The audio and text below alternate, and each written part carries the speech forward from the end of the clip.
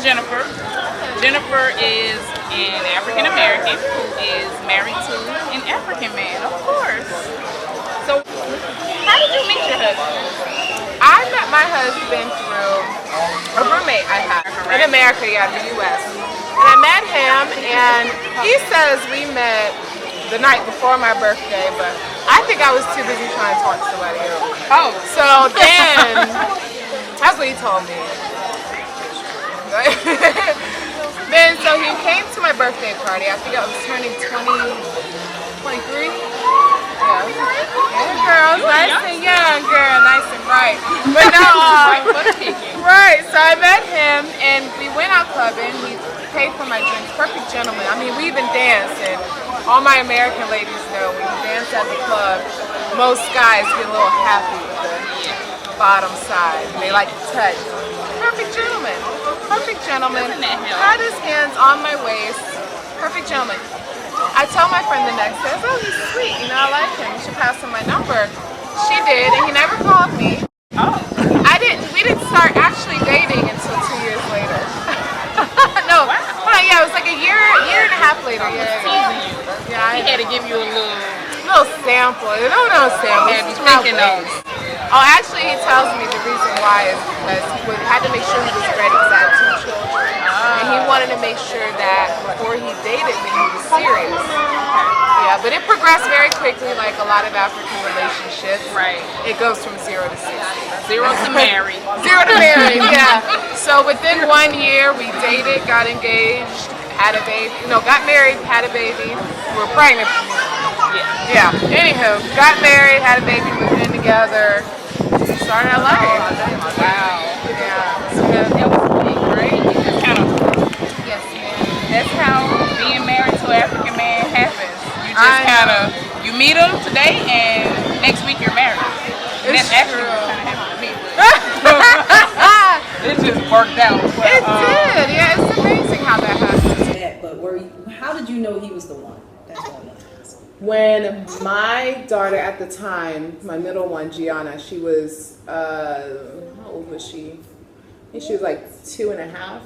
She hates everybody. She's my little firecracker. She's the feisty one. She don't like nobody. She won't go out of her way to speak to you. She's still like that. I mean, she's trained now, where she'll say hi. At least. But, so I knew he was it when she went out of her way to go and talk to him.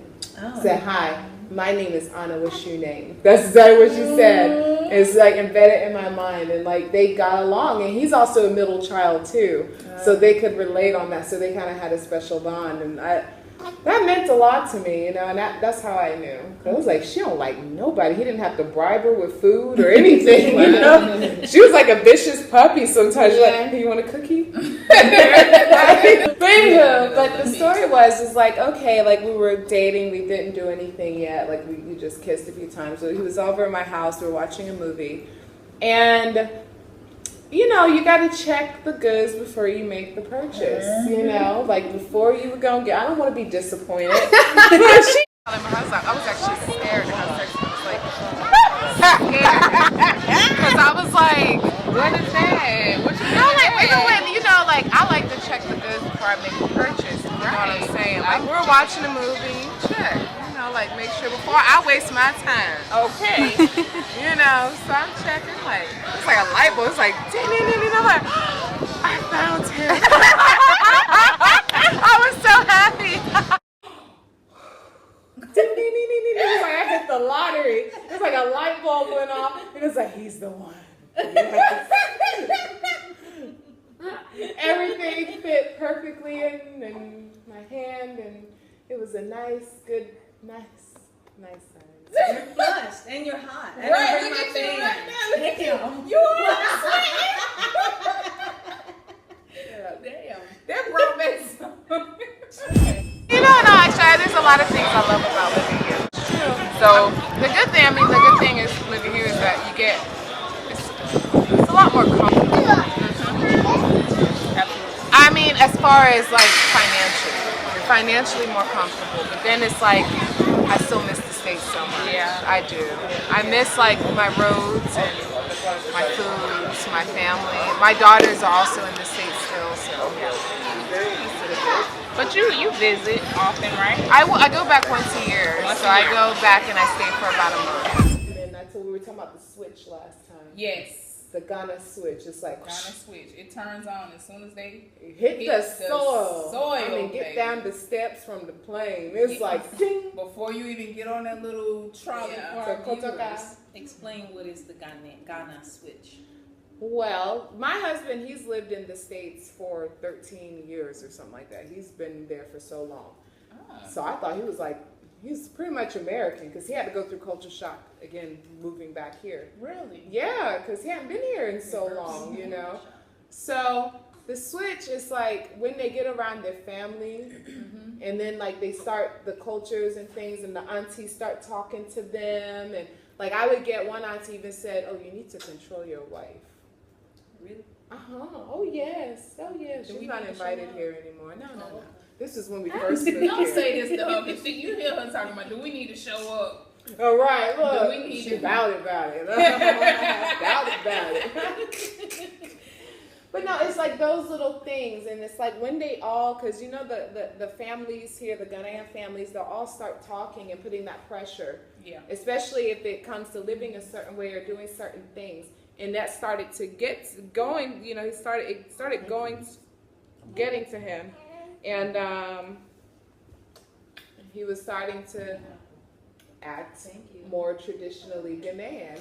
Like, you know, like certain sides of him that I never saw in America came out when we moved here. And I think it could be a good thing or a bad thing, you know, Right. like when I say the Ghanaian, I don't even really mean it It's in a not negative necessarily way.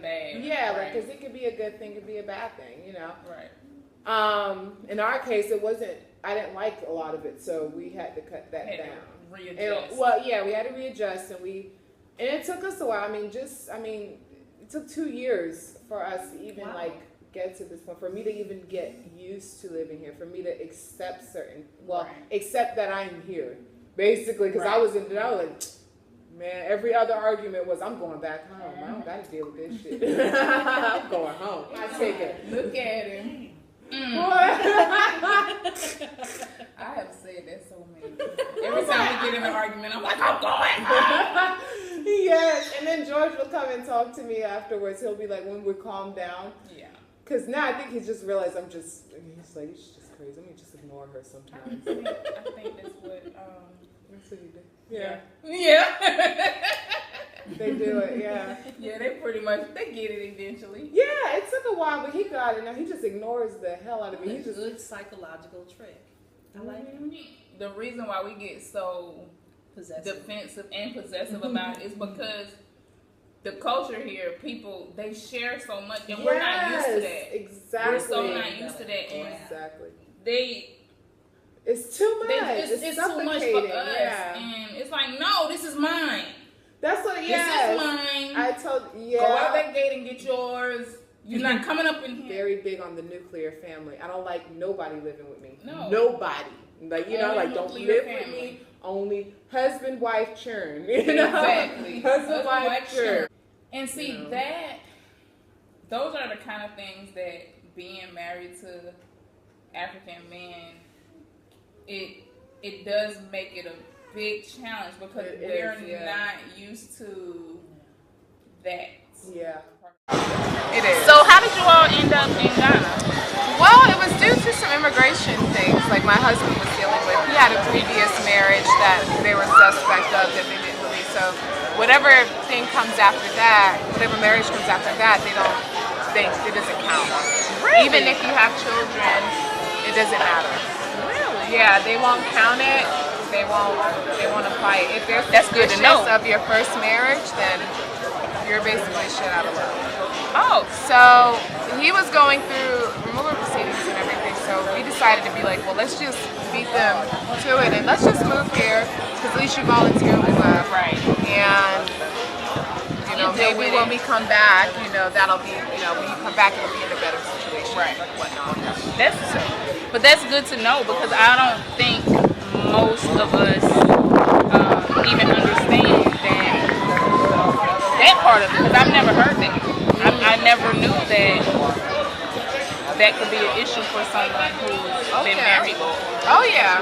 If you've been married, yeah. If you're a foreigner, you've been married, in the United States, and if you go for your interviews, if they have any reason to be suspicious of your marriage or they think it's set up, and especially if you don't follow up and you don't appeal it, And Africans have a hard will- time understanding follow-up. How did you get the family to adjust to you being an American and how we live in America? Like, how were you able to get past? All of them. Yeah. I don't really like. They don't come over. Like, But you had to get there because I know that there was a point where they were always coming. So how did you get past after a while, it was kind of like my husband, actually, because he has to be the one. I notice when I say things, they're not going to listen to me, or they're not going to, because I'll say it to him, and I'll say it to them, please, I've done this. But he has to be the one to say certain things or set those boundaries. That's like, I think that's one of the things that I would want women who are married to Africans to understand, that their culture means so much. And especially for Black Americans who are married to Africans, we don't know what that's like. No. So although our skin looks the same, we have no idea what it's like for everybody to live in one house anymore. Yeah. Oof. Granted, maybe our parents did that, or our parents' parents did that. It's been a couple generations since we've done that. So with us, with our generation, it's like we don't know nothing about that. So my husband got thrown into a culture he hasn't even been around for over a decade. Something that's new to me completely. And also being financially responsible for the whole thing, So that was my biggest culture shock.